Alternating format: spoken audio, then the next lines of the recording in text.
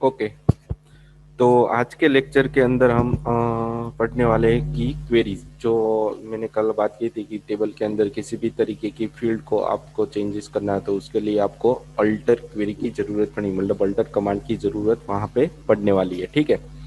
अब उसके बाद भी बहुत सारी क्वेरी है जिसकी मदद से हमारा टास्क होता है वो बहुत ही आसान हो जाता है डेटाबेस में से डेटा लाने के लिए। ठीक है। तो उसके लिए उन लोगों ने यहाँ पे तीन तरीके की क्वेरी दी है कि एवी हैविंग, इन और बिटवीन। ठीक है। तो आज के लेक्चर के अंदर हम इतने तीन क्वेरी को पढ़ने वाले हैं। तो पहले तो मैं आपको एक और चीज नहीं दिखा सकता हूँ कि अगर मेरे पास किसी भी तरीके का कोई अलग से डेटाबेस मेरे पास है। ठीक है। तो जैसे मैंने आपको बताया था कि W3 स्कूल के अंदर जाके भी आप वहां से जो भी प्रैक्टिस करनी है एसक्यूएल की वो आप यहाँ से कर सकते हो। ठीक है। मैंने यहाँ पे आपको बताया था कि W3 स्कूल के अंदर आपको यहाँ पे लिखना था एसक्यूएल। ठीक है। जैसे आप एंटर दोगे तो वो आपको ट्रांसफर करवा देगा जो भी W3 एसक्यूएल का ट्यूटोरियल है वहाँ पे। ठीक है। और वहाँ पे आपको बहुत सारे टेबल, जैसे आप ट्राई इट योरसेल्फ करोगे तो वहाँ पे साइड में आपको बहुत सारे टेबल दिखाई दे रहे हैं। ठीक है। तो यहाँ पे मुझे क्या करना था कि इसके अंदर जो भी टेबल था, जैसे मैंने कस्टमर पे क्लिक किया तो यहाँ पे सिलेक्ट की क्वेरी चल रही है, पर अब मुझे क्या करना है कि इसके अंदर जो भी डेटा है वो मुझे हमारे डेटाबेस के अंदर चाहिए, मतलब लोकल डेटाबेस के अंदर यहाँ पे मुझे चाहिए। यहाँ पे लोकल होस्ट। ठीक है। और यहाँ पे हमें लिखना था PHP माई एडमिन। जैसे मैं एंटर दूंगा तो हमारा PHP माई एडमिन ओपन हो जाएगा, पर इसके अंदर किसी भी तरीके का कोई डेटा हमारे पास नहीं है जिसकी मदद से हम क्वेरी वहाँ पे लिख सके। ठीक है। तो फर्स्ट ऑफ ऑल आपको क्या करना है कि W3 स्कूल के अंदर कस्टमर नाम के टेबल पे क्लिक करना है और यहाँ पे आने के बाद जितने भी रिकॉर्ड आपको यहाँ पे दिखाई दे रहे हैं उन सबको यहाँ से सिलेक्ट करवाना है। कहाँ से? कस्टमर आईडी है वहां से आपको सिलेक्ट करवाना है। जितने भी रिकॉर्ड आपको यहाँ पे दिखाई दे रहे हैं, ठीक है, उसको सही से पहले तो कॉपी करना है यहाँ तक आपको, फिर छोड़ देना, फिर इसको कंट्रोल C। जैसे ही कंट्रोल C करोगे तो सारा डेटा आपका कॉपी हो जाएगा। ठीक है। जैसे ही कॉपी हो जाए उसके बाद आपको क्या करना है कि आपको एक एक्सेल ओपन करनी है। आपके पीसी के अंदर पहले तो माइक्रोसॉफ्ट वर्ड होना चाहिए और यहाँ से आपको क्या फाइंड करना है, एक एक्सेल। ठीक है। एक एक्सेल ओपन करनी है। ठीक है। तो मैं यहाँ पे देखो एक्सेल ओपन कर रहा हूँ। ठीक है। वो मुझे एक्सेल 2013 मैं आपको शेयर कर रहा हूँ। देखो ये आपको इस तरीके से दिखाई देगा एक्सेल। इसको ओपन करना है और यहाँ पे कर्सर रखने के बाद कंट्रोल V मतलब पेस्ट कर देना है तो सारा रिकॉर्ड फॉर्मेट में आ जाएगा। ठीक है। अब आपको क्या करना है कि जो भी आपकी यहाँ पे एक्सेल फाइल बनी है उसको .csv के अंदर सेव करवानी है। तो उसके लिए आपको जाना है फाइल के अंदर। ठीक है। फाइल में आपको जाना है एक्सपोर्ट में वहां पे आपको जाना है चेंज टाइप में और यहाँ पे आपको करना है .csv मतलब कॉमा डेलिमिटेड की मदद से क्या होता है कि वो वन टाइप ऑफ एक CSV फाइल बन जाएगी। ठीक है। और स्टोर कहाँ पे करवाना है वो भी मैं आपको बता रहा हूँ। ठीक है। कहाँ पे स्टोर करवाओगे आप उसको डेस्कटॉप पे स्टोर करवा देना है। यहाँ पे जो भी नाम देना है, ठीक है, कुछ भी नाम दे सकते हो। ठीक है। यहाँ पे मैं जैसे ही सेव करूंगा, ठीक है, तो सारा डेटा मेरा यहाँ पे सेव हो गया होगा .csv फाइल में। फिर इस एक्सेल को यहाँ से बंद कर दो, वापस आप एक्सेल में जा सकते हो और वहां पे जो भी आपको एक्सेल दिख रही है उसको यहाँ से बंद कर दो, पर यहाँ पे क्या करना है आपको सेव करना है।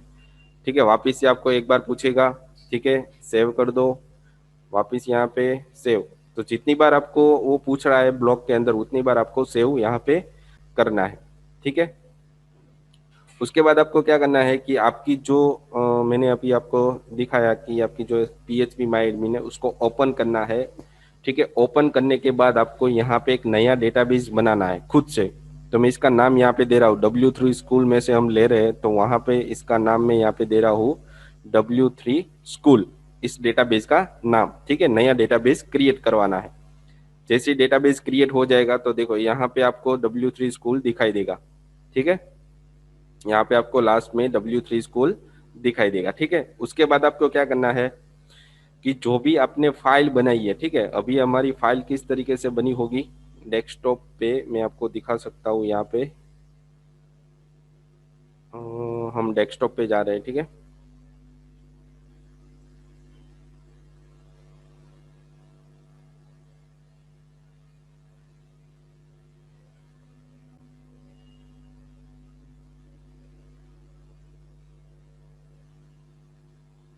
ठीक है, यहाँ पे आपको डेस्कटॉप दिखा दे, और यहाँ पे देखो बुक वन नाम से हमने सेव किया था ना उसको।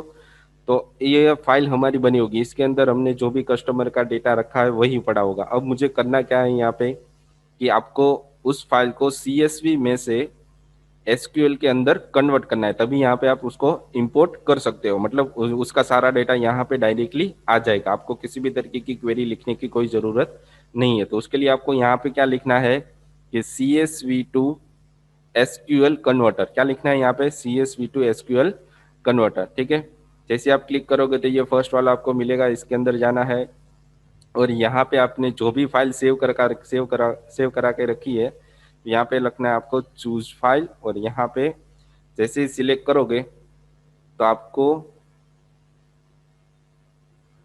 डेस्कटॉप में से वो फाइल सिलेक्ट करवानी है, बुक वन नाम की।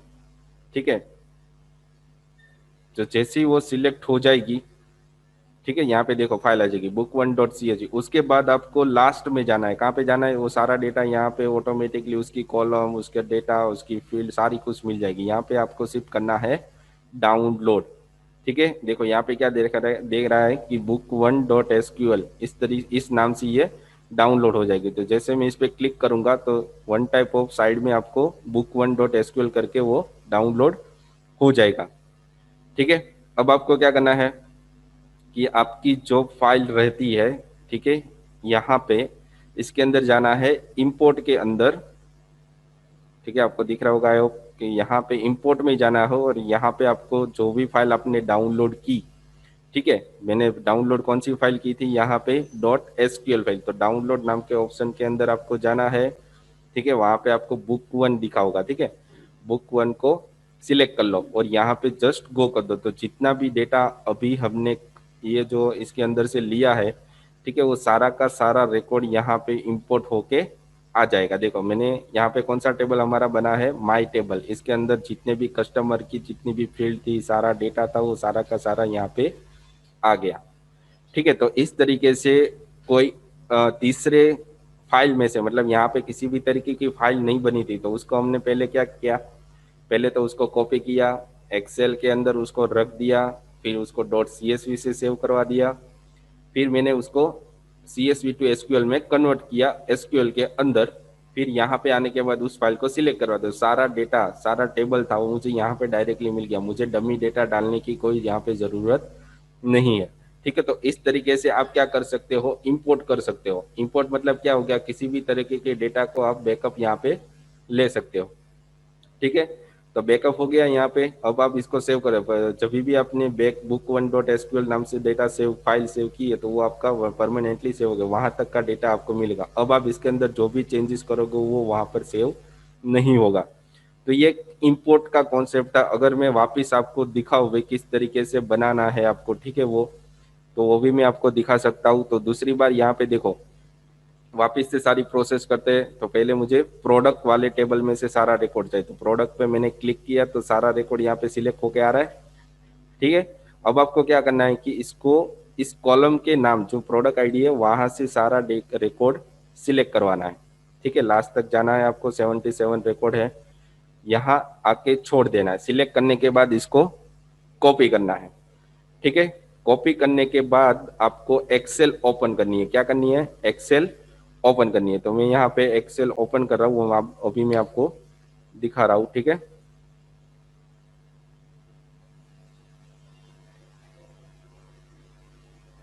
ओके, एक्सेल मेरी ओपन हो गई है। तो मैं आपको यहाँ पे एक्सेल, ओके, इस तरीके से आ जाएगी। ठीक है, यहाँ पे जाने के बाद जो भी डेटा था उसको यहाँ से यहाँ पे कर्सर रखना है और उसको पेस्ट कर देना, और कुछ आपको नहीं करना। फिर इस फाइल को सेव करना है। तो फाइल का नाम मैं यहाँ पे दे रहा हूँ, एक्सपोर्ट के अंदर जाना है, यहाँ पे चेंज टाइप के अंदर, और यहाँ पे जो CSV कॉमा डिलिमिटेड दिखा हुआ है उस पर डबल क्लिक कर देना है, ताकि आपकी फाइल है वो किस नाम से बनानी है। ठीक है, कहाँ पे बनेगी, ये डॉक्यूमेंट के अंदर बनेगी, तो मैं उसको डेस्कटॉप पे बना लेता हूँ। ठीक है, यहाँ पे मुझे ऑप्शन दे रहा है कहाँ पे बनानी है, तो डेस्कटॉप पे अभी हमने बुक वन नाम की बनाई थी, तो मैं यहाँ पे दे रहा हूँ बुक टू। ठीक है, बुक टू नाम से सेव कर दो। ठीक है, यहाँ पे यस दे दो। जितने भी आपको ऑप्शन दिखेंगे उस पर आपको क्या करना है, बार बार ये ओपन होता रहेगा। फिर जो फाइल यहाँ पे बन गई है, ठीक है, उसके बाद आपको क्या करना है कि वापस आपको ब्राउजर में जाना है और यहाँ से क्या करना है, उस CSV फाइल को SQL में कन्वर्ट करना है। तो इसको पहले रिफ्रेश कर दो, ठीक है। रिफ्रेश करने के बाद वापस वो आपको फाइल चूज करने के लिए ऑप्शन दे रहा है। जैसे ही सिलेक्ट करोगे, ठीक है, तो वापस आपको एक पॉपअप ओपन होगा। उसके अंदर मैंने कौन से नाम से सेव करवाई थी, बुक 2 नाम से ना। तो कहाँ पे थी वो, हमारी डेस्कटॉप पे थी। तो डेस्कटॉप पे देखो बुक 2 नाम से मिल रहा है मुझे, तो इसको सिलेक्ट करवा देना है, ठीक है। सिलेक्ट करने के बाद यहाँ पे आ गया बुक 2.csv और लास्ट में जाना है, ठीक है। तो यहाँ पे देखो सारी प्रोडक्ट की फील्ड आ गई होगी, सारी की सारी। हमें कुछ करना ही नहीं है, हमें सिर्फ लास्ट में जाना है यहाँ पे, एकदम लास्ट में, और यहाँ पे क्या कर देना है, सिर्फ डाउनलोड, ठीक है। तो ये किस नाम से बनी होगी, बुक 2.sql, ठीक है। तो ये हमारी एसक्यूएल बन गई है। अब मैं वापस जा रहा हूँ हमारे पेज के अंदर, और यहाँ पे मैं क्या कर रहा हूँ, मुझे दूसरा टेबल भी इंसर्ट करवाना है, इंपोर्ट करवाना है। तो मैं डेटाबेस पे क्लिक करूंगा और यहाँ पे आपको करना है इंपोर्ट। वापस मैं यहाँ पे सिलेक्ट करूंगा जो भी फाइल मुझे चाहिए, ठीक है। जैसे हमने अभी डाउनलोड की, तो वो कहाँ पे स्टोर हुई होगी, हमारी डाउनलोड नाम के फोल्डर के अंदर। तो डाउनलोड में जाना है, यहाँ पे देखो बुक 2.sql उसका एक्सटेंशन हमें मिल रहा है। तो इसको सिलेक्ट कर लो और यहाँ पे जस्ट गो कर दो। तो जितना भी डेटा प्रोडक्ट के अंदर इसके अंदर था वो सारा का सारा मुझे यहाँ पे मिल जाएगा।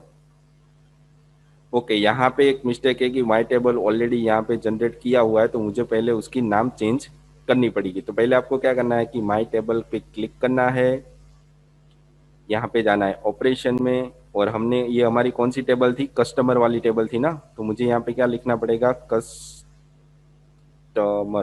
ठीक है, ठीक है। इस तरीके से कस्टमर्स, मतलब इसकी टेबल का नाम चेंज करना है, क्योंकि वहां से जो कॉपी होके आ रहा है वो टेबल का नाम यहाँ पे सेम रहता है, ठीक है। अब देखो जैसे मैं स्कूल पे क्लिक करूँ तो टेबल का नाम यहाँ पे बदल गया। अब वापस आपको इंपोर्ट करना है दूसरे टेबल को। तो यहाँ पे चूज फाइल, और यहाँ पे जो भी आपको मैंने बताया था कि, ठीक है, बुक 2, तो बुक 2 को सिलेक्ट करना है, ठीक है। सिलेक्ट करने के बाद आपको यहाँ पे गो कर देना है सिंपली, और कुछ करना ही नहीं है, ठीक है। तो ये सारी प्रोसेस आपको लिखनी नहीं है, नोट डाउन कर देनी है। जैसे आप माई W3 स्कूल पे क्लिक करोगे तो आपको यहाँ पे दो टेबल दिखाई देंगे, एक तो कस्टमर और दूसरा माई टेबल। माई टेबल के अंदर प्रोडक्ट का रिकॉर्ड होगा। तो प्रोडक्ट के अंदर भी मुझे क्या करवाना है कि ये जो माई टेबल है ना, उसको मुझे चेंज करके प्रोडक्ट करना है। तो इसके लिए आपको क्या करना पड़ेगा, यहाँ पे आपने जैसे क्लिक किया, फिर जाना है ऑपरेशन के अंदर। ऑपरेशन के अंदर जो भी आपकी टेबल की नाम है उसे रीनेम कर दो। मैं दिख रहा हूँ यहाँ पे प्रोडक्ट, ठीक है, प्रोडक्ट्स। जैसे मैं यहाँ पे गो करूंगा तो हमारी टेबल का नाम देखो, माई टेबल में से क्या आ जाएगा, प्रोडक्ट्स। तो W3 स्कूल के अंदर मैंने यहाँ पे दो अलग अलग डेटाबेस, मतलब टेबल्स बनाए। कहाँ से, मैंने यहाँ पे किसी भी तरीके की कोई फील्ड यहाँ पे ऐड नहीं की है। वो किस तरीके से किया, मैंने आपको जिस तरीके से प्रोसेस बताई वही तरीके से करना है, ठीक है। अब इसके बाद जो भी हमारी क्वेरी थी उसके ऊपर हम आते हैं कि हैविंग की क्वेरी हम किस तरीके से इंप्लीमेंट कर सकते हैं, ठीक है।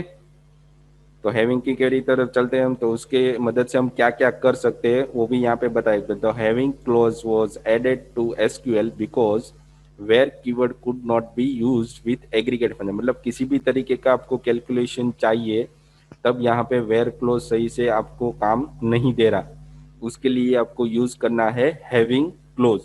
तो उसकी सिंटेक्स यहाँ पे आपको दी हुई है कि सिलेक्ट करना है, उसके बाद कॉलम का नाम है, ठीक है। कॉलम के नाम के बाद यहाँ पे आपको जो भी फील्ड काउंट करवानी है उसका नाम देना है। फिर कहाँ से, तो फ्रॉम टेबल हो गया, टेबल नेम। फिर यहाँ पे मुझे कंडीशन देनी है, भाई ये कंडीशन मेरी मैच हो तभी मुझे ग्रुप बाय, जो क्वेरी हमने ऑलरेडी पढ़ के रखी थी स्टार्टिंग के लेक्चर के अंदर, वही यहाँ पे आपको अप्लाई करना है, ठीक है। उसके बाद हैविंग की हो जाती है। देखो हैविंग के अंदर भी वापिस से क्या आ जाती है, कंडीशन आ जाती है, ठीक है। उसके अंदर आपको क्या करवाना है होता है कि हैविंग के अंदर जो भी कंडीशन आपको लगानी है, जितना भी आपको काउंट चाहिए वो सारा आपको यहाँ पे मिल सकता है, ठीक है। तो यहाँ पे मैंने क्या किया कि कस्टमर वाले टेबल के अंदर मैंने क्या किया था, मुझे काउंट चाहिए, ठीक है। तो ये हम कहाँ पे ओपन कर रहे हैं, हमारी सीएमडी के थ्रू सारा डेटा हम एक्सेस करने वाले। डेटा हमने बैकएंड में डाल तो दिया, अब मुझे हमारी सीएमडी के अंदर उसको रन करवाना है। तो उससे पहले मुझे क्या करवाना पड़ेगा, हमारा जो सर्वर है उसको स्टार्ट करना पड़ेगा, मतलब उसको देखना पड़ेगा, और वहां से हमें सेल स्क्रिप्टिंग चालू करनी पड़ेगी। ठीक है, जैसे मैं इस पे क्लिक करूंगा तो हमारा सीएमडी यहाँ पे ओपन हो जाएगा इस तरीके से। और यहाँ पे आपको लिखना है अब कमांड MySQL -H, मतलब लोकल होस्ट। ठीक है, उसके बाद आपको उसका यूजर नेम लिखना है, तो -u, और यहाँ पे देना है रूट। जैसे ही एंटर दोगे तो आपका सर्वर यहाँ पे चालू हो जाएगा। ठीक है, अब जितनी भी डेटाबेस आपके पास पड़ी हुई है, ठीक है, यहाँ पे जितनी भी डेटाबेस देखनी है, तो उसके लिए मुझे यहाँ पे कमांड यूज करना पड़ेगा शो डेटा बेसिस। ठीक है, जैसे एंटर दूंगा, ठीक है, आप आई होप आपको दिख रहा होगा सारा कुछ। जैसे मैं एंटर दूंगा तो जितनी टेबल होगी सारी की सारी हो जाएगी। देखो मैंने अभी नया टेबल बनाया, डेटाबेस बनाया, तो वो भी मिल जाएगी। इसके अंदर हमने 2 टेबल डाले थे ना, तो दोनों टेबल मुझे मिलने चाहिए। तो पहले मुझे इस डेटाबेस को यूज करना पड़ेगा, तो उसके लिए मुझे कमांड यूज करनी पड़ेगी, यूज W3 स्कूल, ठीक है, सेमीकोलन और एंटर। ठीक है, तो डेटाबेस यहाँ पे देखो आ गया, यहाँ पे नल था तो यहाँ पे W3 स्कूल डेटाबेस हमने सिलेक्ट करवा लिया। अब मुझे इसके अंदर कितनी टेबल है देखनी है, तो मुझे यहाँ पे लिखना पड़ेगा शो टेबल्स। ठीक है, वो पहले से ही हम कर रहे हैं तो आपको पता ही होगा। फिर इसके अंदर 2 टेबल आपको मिल गई। ठीक है, तो कस्टमर वाली टेबल का डिस्क्रिप्शन क्या है, प्रोडक्ट का डिस्क्रिप्शन क्या है, दोनों को देखना है। तो यहाँ पे आपको लिखना पड़ेगा डिस्क्राइब कस्टमर का देखना है, तो यहाँ पे लिखना है कस्टमर टेबल का नाम। ठीक है, तो उसके अंदर आपको दिख जाएगा कस्टमर आईडी प्राइमरी की है, इंटीजर है, नल नहीं होनी चाहिए, डिफॉल्ट वैल्यू नल है। ठीक है, तो ये सारी उसकी डेटा टाइप्स है, मतलब इसकी कॉलम, कितनी कॉलम इसके अंदर पड़ी हुई है, और मुझे इसके अंदर कितना डेटा पड़ा है वो भी देखना है। तो यहाँ पे आपको उसके लिए कमांड कौन सी लिखनी पड़ती है, सिलेक्ट स्टार फ्रॉम कस्टमर्स। जैसे सेमीकोलन देखो तो जितना रिकॉर्ड उसके अंदर पड़ा होगा तो सारा का सारा यहाँ पे आपको दे देगा। यहाँ पे समथिंग आई थिंक 91 रिकॉर्ड सारे के सारे पड़े हुए थे, जैसे हमने इंपोर्ट करवाया था। ठीक है, तो सारा रिकॉर्ड यहाँ पे आपको मिल रहा है। अब इसके ऊपर हम हैविंग की क्वेरी लगाएंगे। ठीक है, आपको खुद से बनाना हो तो बना सकते हो, कोई दिक्कत नहीं है। ठीक है, चलेगा। ठीक है, पर मैं इस तरीके से, ताकि आपको इंपोर्ट किस तरीके से करते हैं, एक्सपोर्ट किस तरीके से करते हैं, और अदर टेबल मतलब जो भी आपको दिया हुआ है उसमें से एक्सेल में से एसक्यूएल में किस तरीके से कन्वर्ट करते हैं और उसको डेटाबेस में किस तरीके से डालते हैं। ठीक है, वो आपको पूरा समझ में यहाँ पे आ जाएगा। आगे जाओगे तो इसकी आपको बहुत ज़रूरत पड़ने वाली है, ताकि इसलिए मैंने यहाँ पे आपको ऑलरेडी बता दिया है। ठीक है, अब क्या क्या करना है कि हैविंग की क्वेरी मुझे यहाँ पे लिखनी है। ठीक है, तो उसके लिए आपको क्या करना पड़ेगा, जैसे मैंने आपको क्वेरी के अंदर बताया था कि हमारी जो क्वेरी थी यहाँ पे, ठीक है, सिलेक्ट, मुझे गिनना था कि हमारे पास कस्टमर की सिटी कौन सी है। ठीक है, यहाँ पे देखो सेम टाइप की सिटी बहुत सारी होगी। यहाँ पे लिखा होगा, ओके, ये कंट्री है ना हमारी, तो कंट्री यहाँ पे जर्मनी लिखा हुआ है, तो वापस से यहाँ पे जर्मनी कहीं पर भी आ रही होगी। तो मुझे क्या करवाना है कि जर्मनी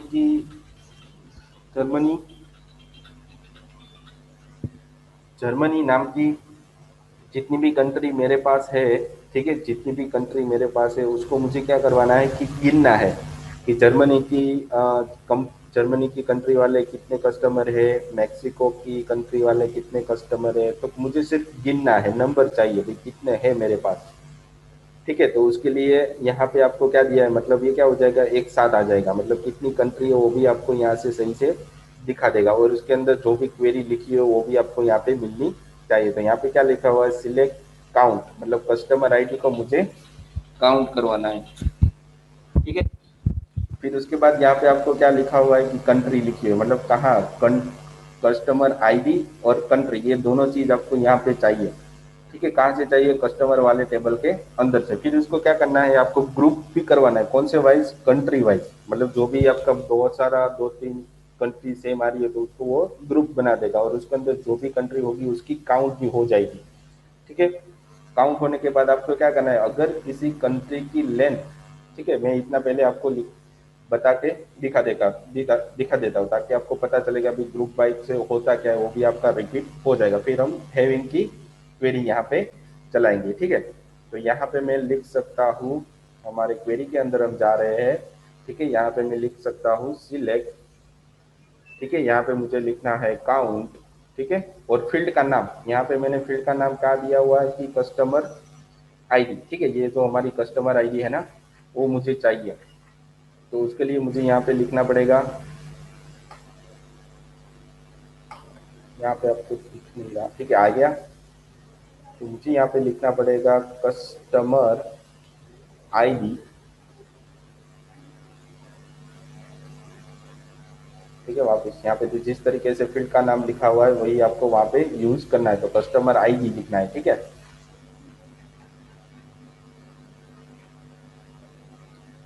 ठीक है, काउंट करवानी है कस्टमर की आईडी। ठीक है, कहाँ से करवानी है, और दूसरी चाहिए हमें कंट्री। मैं थोड़ा बड़ा कर देता हूँ इसको। ठीक है, फिर कहाँ से चाहिए, तो फ्रॉम कस्टमर वाले टेबल के अंदर से। फिर मैं यहाँ से ग्रुप बाय, ठीक है, इस तरीके का नाम यहाँ पे लिख रहा हूँ, ग्रुप बाय। ठीक है, ग्रुप बाय कौन सा होना चाहिए हमारा, कंट्री वाइज। ठीक है, तो इस तरीके की मैं यहाँ पे क्वेरी लिखता हूँ। तो मुझे यहाँ पे क्या मिल जाएगा, देखो, अर्जेंटीना की 3 कंट्री है, ऑस्ट्रेलिया की 2 कंट्री है, बेल्जियम की 2 कंट्री है, ब्राजील की 9 है। तो मुझे ऐसी कंट्री चाहिए जो 5 से ऊपर हो। ठीक है, यहाँ पे एक एक एक एक दो दो दो दो तीन तीन चार वाली बहुत सारी, तो मुझे जितनी भी कंट्री है वो 5 से ज्यादा होगी वही चाहिए। ठीक है, तो मुझे यहाँ पे क्या लिखना पड़ेगा, जो भी हमारी क्वेरी थी उसके बाद मुझे यहाँ पे लिखना पड़ेगा हैविंग कस्टमर, मतलब यहाँ पे जो आपको फील्ड दे रही है वही फील्ड यहाँ पे आपको लिखनी है काउंट। यहाँ पे लिखना है कस्टमर आईडी, और यहाँ पे आपको देना है 5 से ज्यादा जिसकी हो। ठीक है, कंट्री वही डेटा मुझे यहाँ पे मिलना चाहिए। तो यहाँ पे देखो मुझे कितनी मिली, 3 कंट्री ऐसी मिली जिससे जिसकी काउंटिंग 5 से ज्यादा है। यहाँ पे अर्जेंटीना नहीं आएगा, ऑस्ट्रेलिया नहीं आएगा, ब्राजील आ रहा है, तो देखो यहाँ पे ब्राजील आ गया। ठीक है, उसके बाद यहाँ पे कनाडा नहीं है, डेनमार्क नहीं है, फिनलैंड नहीं है, फ्रांस और जर्मनी है, तो ये दोनों यहाँ पे आ जाएंगे, फ्रांस और जर्मनी। उसके बाद ये भी नहीं है, ये भी नहीं है, ये भी नहीं है, मैक्सिको हमने यहाँ पे इक्वल टू नहीं दिया, इसलिए मैक्सिको को काउंट वो नहीं कर रहा। ठीक है, तो मुझे स्पेन भी नहीं मिलेगी, यूके और यूएसए, यूके और यूएसए मिल गई। तो हैविंग की मदद से जो भी आपने कैलकुलेशन करवाया, अगर मैं यहाँ पे इक्वल टू डू दे रहा हूँ तो मुझे यहाँ पे कौन कौन सी कंट्री मिलेगी, मैक्सिको, और दूसरी कंट्री हमारी कौन सी थी, स्पेन, ये दोनों भी यहाँ पे मिल जाएगी। देखो, मैक्सिको और स्पेन भी मिल गई। तो हैविंग की मदद से क्या होता है कि किसी भी तरीके की काउंटिंग आपके पास आ रही है तो उससे ज़्यादा आपको चाहिए कि नहीं चाहिए। ठीक है, तो हैविंग की क्वेरी इस तरीके से आप लगा सकते हो, पर वो ऑलवेज ग्रुप बाय के साथ ही लगेगी, अकेले कभी भी हैविंग क्लोज आता नहीं है, ये आपको ध्यान रखना है। ठीक है, इसलिए हैविंग क्लोज का, हैविंग क्वेरी की यूज बहुत कम होती है। ठीक है, तो हैविंग के बारे में आपको यहाँ से पता चल गया भाई किस तरीके से आपको अप्लाई करवानी है। ठीक है, उसके बाद दूसरी क्वेरी हमारे पास थी इन। ठीक है, तो इन के अंदर क्या होता है कि in operator allow you to specify the multiple value, मतलब वेर के अंदर हम क्या करते हैं कि एक ही तरीके की कंट्री हमें मिलेगी, अगर मुझे 2-3 तरीके की कंट्री एक साथ चाहिए तो उसके लिए मुझे यहाँ पे इन नाम की क्वेरी का यूज करना पड़ेगा। ठीक है, तो इनके अंदर बाय डिफॉल्ट चलता क्या है कि और कंडीशन चलती है। ठीक है, तो उसके एग्जांपल भी यहाँ पे आपको दिया हुआ है कि यहाँ पे आपको लिखना है सिलेक्ट, जितनी भी कॉलम चाहिए, कॉलम के नाम कहाँ से चाहिए, फिर वेयर, वेयर के अंदर यहाँ पे क्या लिख देते हैं हम, कॉलम नेम इक्वल टू किसी भी एक कंट्री का नाम। अगर मुझे बहुत सारी कंट्री का नाम चाहिए तो मुझे यहाँ पे लिखना पड़ेगा इनके अंदर जितनी भी वैल्यू होगी वो। ठीक है, इसके लिए यहाँ पे आपको दिया हुआ है, देखो क्वेरी भी लिखी हुई है, तो मैं दोनों तरीके से आपको बता सकता हूँ। ठीक है, तो पहले हम वेयर का यूज करेंगे, उसके बाद इन का यूज करेंगे। ठीक है, तो पहले मैं आपको इसके बारे में बता सकता हूँ कि, तो पहले मैं क्वेरी को सिलेक्ट कर लूँ ताकि हमें जो भी डेटा था वो सारा का सारा पहले मुझे मिल जाए। ठीक है,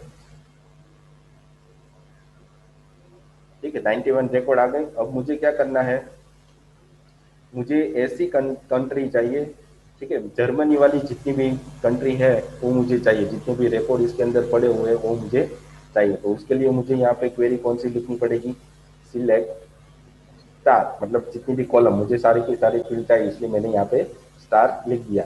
सिलेक्ट स्टार फ्रॉम कहाँ से चाहिए, तो भाई कस्टमर वाली टेबल के अंदर से। फिर वेयर क्लोज है, और मुझे यहाँ पे क्या लिखना पड़ेगा, उस फील्ड का नाम जो भी हमने यहाँ पे दिया हुआ है। तो यहाँ पे कंट्री का नाम सी कैपिटल है ना, तो मुझे यहाँ पे क्या देना पड़ेगा, सी कैपिटल देना पड़ेगा। ठीक है, तो इस तरीके से वो वर्क होता है। अगर स्मॉल में दोगे तो वो सही से चलेगा नहीं। फिर यहाँ पे आपको देना है जर्मनी। ठीक है, जैसे ही एंटर दोगे तो आपके पास कितनी कंट्री, कितने रिकॉर्ड आ गए, आई थिंक 11 रिकॉर्ड यहाँ पे आ गए जर्मनी वाले में। तो यहाँ पे आपको एक ही कंट्री के रिकॉर्ड आपको मिलेंगे। दूसरी कंट्री के चाहिए तो वापस से आपको क्या करना पड़ेगा, यहाँ पे क्वेरी लगानी पड़ेगी। तो वापस आप यहाँ पे लगाओगे, पोलैंड चाहिए तो यहाँ पे मैं लिख सकता हूँ पोलैंड। ठीक है, जैसे एंटर दूंगा तो मेरे पास एक ही रिकॉर्ड है, एक से ज्यादा नहीं है। ठीक है, तो एक एक मुझे अगर पोलैंड और जर्मनी दोनों का डेटा एक साथ चाहिए तो मुझे उसके लिए यहाँ पे लगाना पड़ेगा इन की क्वेरी, मतलब सिलेक्ट स्टार फ्रॉम कस्टमर्स। ठीक है, वेयर यहाँ पे फिर फील्ड का नाम देना है कंट्री, और यहाँ पे आपको देनी है इन।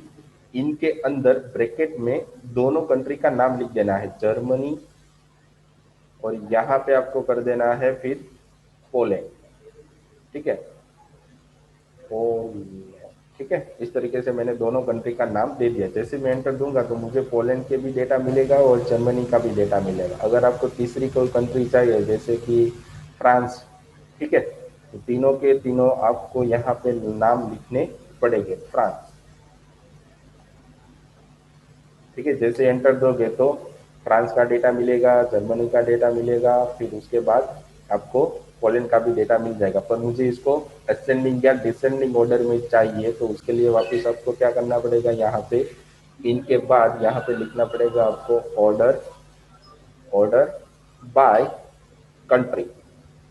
ठीक है, तो ये बाय डिफॉल्ट क्या हो जाएगा, असेंडिंग ऑर्डर हो जाएगा। तो पहले फ्रांस मिलेगा, फिर जर्मनी मिलेगा, उसके बाद पोलैंड। डिसेंडिंग करवाना है तो यहाँ पे आप क्या लिख सकते हो, DESC। ठीक है, जैसे एंटर दोगे तो पूरा उल्टा, पहले पोलैंड मिलेगा, फिर जर्मनी मिलेगा, उसके बाद फ्रांस मिलेगा। तो इस तरीके से डेटा को आप फेच यहाँ पे करवा सकते हो। ठीक है, ये आपको समझ में आ गया। इन नाम की क्वेरी के अंदर आप एरे के फॉर्म में जितने भी डेटा होते हैं उसको आप यहाँ पे रख सकते हो, और वो ऑटोमेटिकली आपको उसके अंदर से डेटा फेच करके दे देगा। एक से ज्यादा कभी भी आपको मैच करवाना हो वेर के अंदर, तब आपको इन नाम की क्वेरी का यूज यहाँ पे करना है। ठीक है, उसके बाद आपको क्या करना है कि अलग से एक क्वेरी हमारे पास पड़ी हुई है, ठीक है, बिटवीन। तो बिटवीन के अंदर आपको क्या करना है कि बिटवीन क्वेरी के अंदर अगर आपको किसी दो वैल्यू के बीच में से डेटा आपको चाहिए, ठीक है, तभी आपको बिटवीन की क्वेरी यहाँ पे लगानी। तो बिटवीन पहले होता क्या है वो मैं आपको बता देता हूँ। तो between operator select value with in a given range, मतलब आपकी जो भी रेंज दी हुई है उसके बीच में से डेटा आपको गेट करके देगा। वो किस तरीके की वैल्यू होनी चाहिए, रेंज किस तरीके की होनी चाहिए, तो यहाँ पे तीन तरीके की रेंज आपको दी हुई है। एक तो नंबर्स दी हुई है, टेक्स्ट दी हुई है, और डेट। किसी दो डेट्स के बीच में भी आप डेटा निकाल सकते हो, सारे के सारे। तो फर्स्ट वैल्यू होती है वो आपकी बिगिन वैल्यू, मतलब स्टार्टिंग वैल्यू होती है, और एंड की वैल्यू होती है वो आपका डेटा जहाँ पे खत्म हो रहा है। तो उन दोनों के बीच में से जितना डेटा आपको मैच हो रहा है वो सारा का सारा आपको दे देगा। ठीक है, उसके बाद नॉट भी है, तो ये बाद में सीखेंगे, पहले हम बिटवीन वाली क्वेरी देख लेते हैं। ठीक है, तो यहाँ पे आपको सिंटेक्स के अंदर दिया हुआ है कि सिलेक्ट, फिर कॉलम का नेम जैसे हमने सब क्वेरी के अंदर दिया, फिर यहाँ पे सिर्फ क्या लिखा है, बिटवीन नाम का कीवर्ड है, और यहाँ पे स्टार्टिंग वैल्यू एंड यहाँ पे एंडिंग वैल्यू। ठीक है, तो अब मुझे प्रोडक्ट वाली टेबल के बीच में से डेटा चाहिए, तो प्रोडक्ट वाली भी हमने ऑटोमेटिकली पहले ही इंपोर्ट करवा के रखी हुई थी। ठीक है, तो पहले मैं क्या कर रहा हूँ, सिलेक्ट स्टार फ्रॉम प्रोडक्ट। ठीक है, तो प्रोडक्ट वाले टेबल में से कितना रिकॉर्ड है वो मुझे यहाँ पे पहले मिल जाए। देखो यहाँ पे हमारे पास 77 रिकॉर्ड पड़े हुए हैं।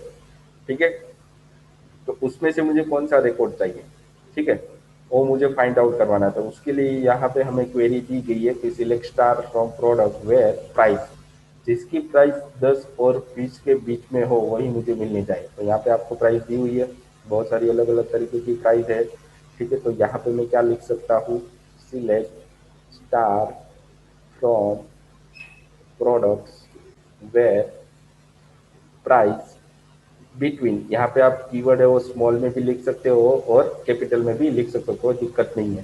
तो यहाँ पे मैं दे सकता हूँ 10 and 20। ठीक है, जैसे मैं एंटर दूंगा तो 10 और 20 के बीच में, तो स्पेलिंग मिस्टेक हमारी हो गई है टेबल के अंदर। ठीक है, यहाँ पे सिलेक्ट स्टार फ्रॉम प्रोडक्ट्स, इस तरीके से आएगा। तो देखो 10 और 20 के बीच में जितना भी डेटा होगा वो भी वही मुझे मिलेगा, इसके बाहर का मुझे मिलेगा नहीं। अगर मुझे रेंज यहाँ पे कम करवानी है तो 10, 10 और 15 के बीच में जितना रिकॉर्ड होगा वो मुझे मिलेगा।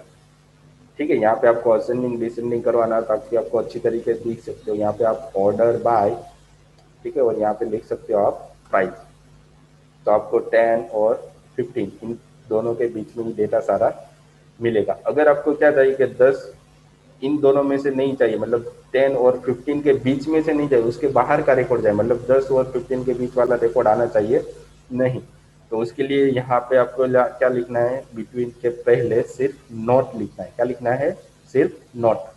जैसे ही एंटर दोगे तो 10 और 15 के अलावा सारा का सारा रिकॉर्ड आपको यहाँ पे मिल जाएगा।